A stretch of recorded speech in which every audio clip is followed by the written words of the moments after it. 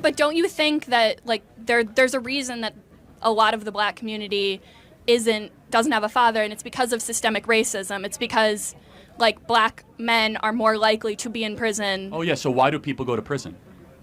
For like a lot of the time it's because they're in poverty and they have no other way to get. Okay, so they commit crimes. Because Yeah, but so wait, so wait. Why do they So wait, if you're commit crimes? So in poverty, we should give excuses for committing crimes? Yes, because if they have no like murder? I did not say murder. I'm saying like if someone is stealing something because they have no money and there's no jobs. That's so interesting. So you think most crimes are crimes of necessity in the black community? I'm not saying most. So like gangbanging is like a crime of necessity? That I literally never said that. I'm saying, but you're making an argument of crimes of necessity. Like they're so hungry they can't handle it. I'm talking about like crime that has to do with like getting food, getting stuff that you need to live. Right, but we have food stamps for anyone that needs it, so that doesn't exist. We have subsidized housing for anyone that needs it, so that doesn't exist. We have free health care for any poor person that wants it, called Medicaid, that doesn't exist. We also have welfare, cash, for anyone that wants it, so that doesn't exist. So what is it they're missing that they need to go, sorry about that. Well, the food, like a lot of food stamps might not cover all of what they need, and also housing is like, there's not unlimited housing. A lot of people who are unhoused have to like go to shelters, and then they get kicked out of shelters because there's a mandatory stay limit. So it's not like you just get a house. It's not a stuff thing, though, right? It's like if you need stuff, there's also tons of charities out there that can provide assistance. Churches, you will not go hungry in this country. You will not starve in this country. Yes, you will. No, we have an obesity problem. Street? We have an obesity problem, not a starvation problem in this country. What are you talking about? In State Street, if any one of those people went to the local Episcopalian church or Methodist church, they will get fed. I guarantee it. If they go to a local food shelter, they will get fed. Okay, but I'm talking, housing. For housing. If we have Section 8 subsidized housing in this country, right? If you want to have a roof over your head, you can have a roof over your head. With like thousands of rules, and you can't do anything. Yes, of course, yes. I mean, it's not ideal, but the point is this. So let's just go back to the crime and necessity, right? Mm-hmm. So why do people commit crimes?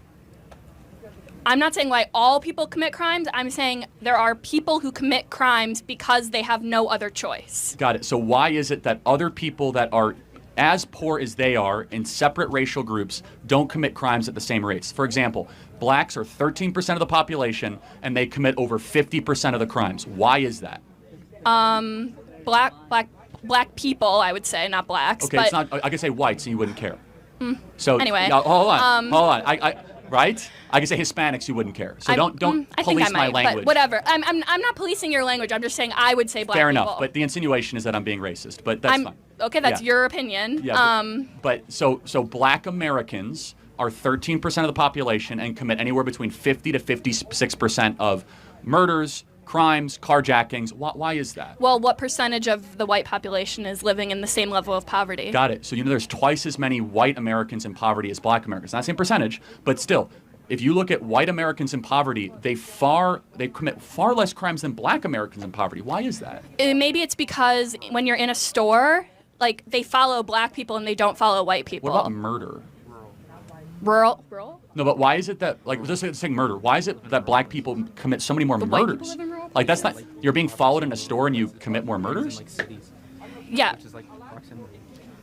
You're making the rule, or I'll get to you in a sec, but okay. It's not a good argument. But let me just go back to one thing you said. Systemic racism, right? So the idea of systemic is that it's within our laws. Mm-hmm. There are some black Americans here listening. What can you as a white American do that the black American cannot do? Let's see.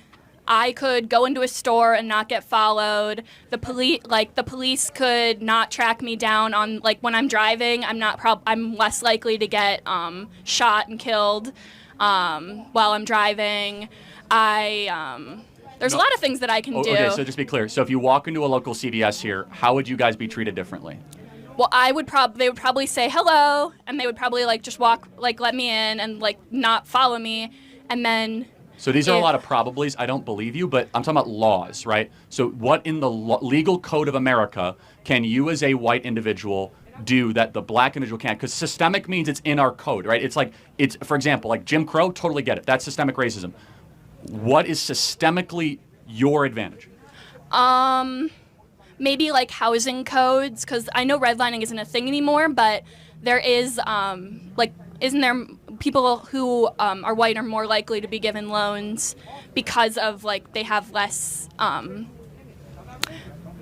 don't know, that's just the like it's back from redlining, like it's a lot of the same stuff. So I don't buy into any of that. So I just kind of go. You don't buy into redlining, or you don't buy into redlining. I don't buy any of that stuff that happens. In fact, it's the opposite. Loans are now given favorably to Black Americans in certain cities over white Americans. Okay, but you think redlining? I believe I know redlining existed. I don't debate that. Of course it has.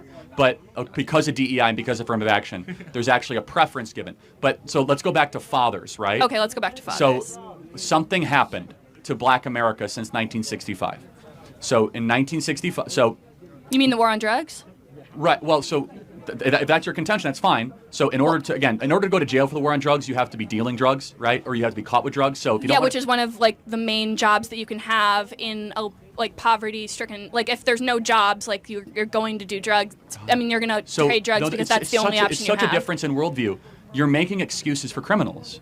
Yeah. And what an insult to poor immigrants that came to this country that didn't commit crimes and worked 2 or 3 jobs and worked themselves out of poverty and didn't decide to go deal coke. Well, my father is a white immigrant from Poland, and he committed crimes, and he's fine now. So did he go to jail? Yeah, he did. I thought there was systemic racism. I thought that doesn't happen very much. I never said white people don't go to jail. I said they go more, and you're saying that white immigrants are fine and they don't. No, it's far less actually. I'm glad he went to jail if he committed a crime. I think it's terrible. Yeah. So, but at the core of it, we have a difference in worldview, right? My worldview is I'm not sympathetic to people that steal, that loot, and murder, because that's a values problem. And I don't like making excuses for people that do things that are obviously destructive. Secondly, we have a problem in Black America. The biggest problem is not racism, it's the lack of dads.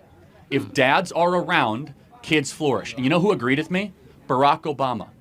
Barack Obama used to make this a central piece of his campaign. He came to this campus back in 2012, drew like a 100,000 person crowd, and talked about how we need to rebuild the Black family and put dads back. Why doesn't the Democrat Party talk about that anymore? I'm fine with having fathers. I'm not against having Black dads. For sure. I'm saying, but don't we agree? Has anyone heard that mentioned on the national scale in the last 10 years?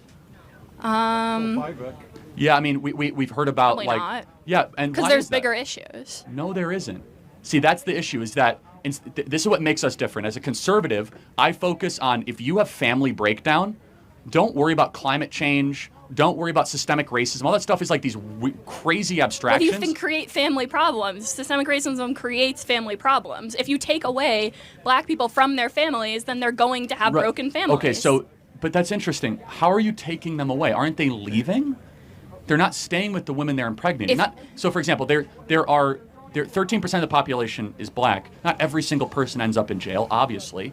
And yet there's huge child abandonment because there's a cultural expectation that is different in Black America than in white America, which is it's okay to impregnate a woman and abandon her in Black America. It's not based on what? What is that based on? That's a good question. Where does it come from? It's just based on... No, I'm saying what is that, like, your view of Black America? Well, it's not a view. It's true. I mean, don't take my word for it. Look at Thomas Sowell and Shelby Steele that have done amazing analysis on this. It's that in Black culture, that is not considered to be a stigma. In white upper middle class culture, for those of you that grew up in Waukesha or Libertyville or grew up in Hinsdale or grew up in Naperville, you guys all know those neighborhoods. If you impregnate a girl, a woman, and you just like abandon her, that's frowned upon. That is a social stigma in upper middle class white culture. And it's not in Black culture? No. In fact, it's glorified by the rap culture.